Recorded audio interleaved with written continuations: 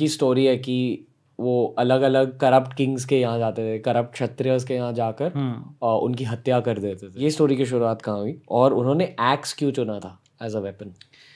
X actually उनका decision नहीं था चुनना, it wasn't his choice, it was given to him by Shiva.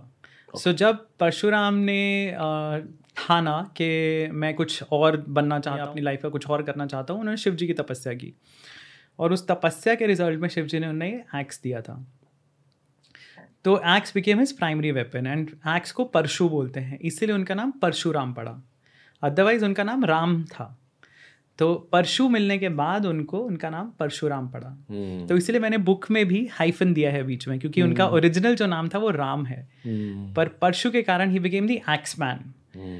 सो परशुराम की लाइफ में एक घटना घटी जिसमें उनके फादर के ऊपर अटैक किया कार्तिवीर्य अर्जुन ने, और because of that tussle Parshuram went and destroyed Kartavirya Arjun. Kartavirya Arjun के बेटों ने बदला लेने के लिए परशुराम के फादर को मार दिया। That is what triggered his violent reaction and that is when he decided कि सिर्फ मेरे ही फैमिली अफेक्टेड नहीं है, there are thousands of others who have been affected by these tyrants, जो जिनके लिए किसी और की लाइफ का कोई वैल्यू नहीं है। जमदग्नि एक पहुँचे हुए ऋषि थे, सप्त ऋषिज में से एक है जमदग्नि, परशुराम के फादर। और अगर वो एक सप्त ऋषि को मार सकते हैं तो उनके लिए नॉर्मल लाइफ की तो कोई वैल्यू ही नहीं है।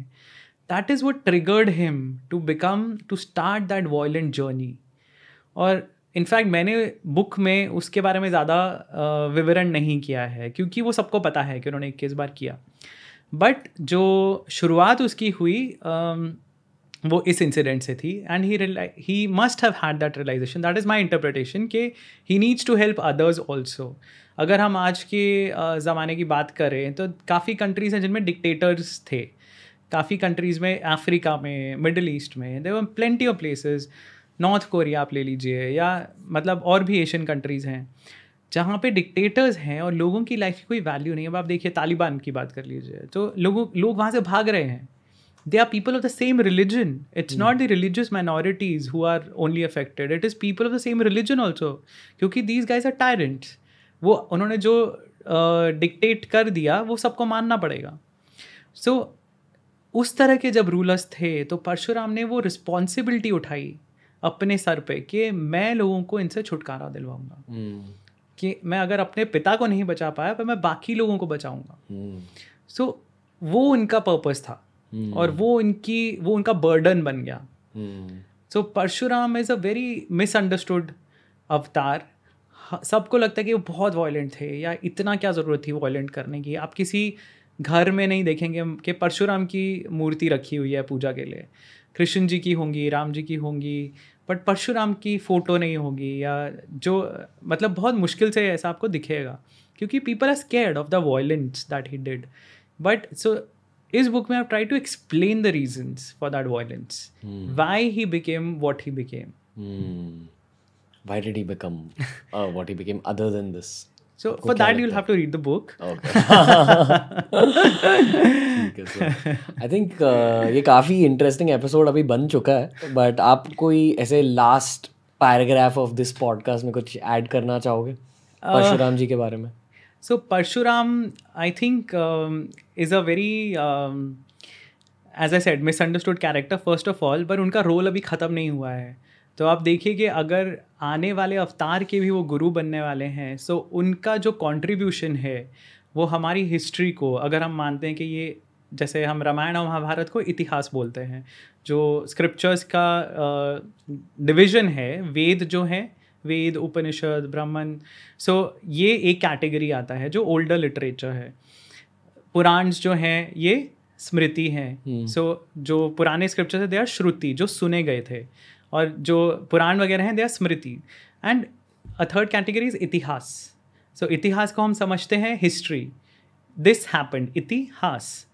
And Ramayan and Mahabharat so are sort of historical texts. Parshuram performed a very important role in both of them in different ways. Parshuram will again have a very important role in the way history is shaped in the future. So he, as a previous Kalki, will teach the new Kalki. So that is the beauty of his story. So I would say that, you know, he's a misunderstood character and a very ignored character. जिनकी life story हमें पता होनी चाहिए. कितने लोगों को पता है कि उनकी बर्थ प्लेस कहाँ थी? कहाँ थी बस? तो उनकी बर्थ प्लेस MP में है एक जगह, बहुत स्मॉल एक हैमलेट है on top of a mountain, on top of a hill, जिसका नाम ही है जाना पाव. जाना पाओ बेसिकली, जहाँ आप जा नहीं पाओगे, वो है उसका नाम, जाना पाव. और ये जगह मेरे को by fluke I found this place because I was looking for Maheshwar, क्योंकि मैं कार्तिवीर अर्जुन पर रिसर्च कर रहा था. और फिर ढूंढते ढूंढते और मुझे लगा कि परशुराम की बर्थ प्लेस भी आसपास कहीं होनी चाहिए.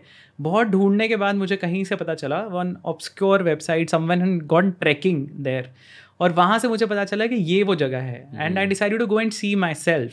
और वहाँ गया तो वहाँ जाके पता चला वहाँ मंदिर है परशुराम जी का, वहाँ जो प्रीस्ट है उनसे मेरी बात हुई और उन्होंने बताया कि हाँ यही जगह है उनकी बर्थ प्लेस. वरना मथुरा हम सबको पता है, मथुरा वृंदावन कृष्ण जी की बर्थ प्लेस है. अयोध्या हमें पता है राम जी की प्लेस है. नोबडी नोज के परशुराम की बर्थ प्लेस क्या है. तो he has been a very ignored अवतार. And this book was my attempt to again introduce him to people.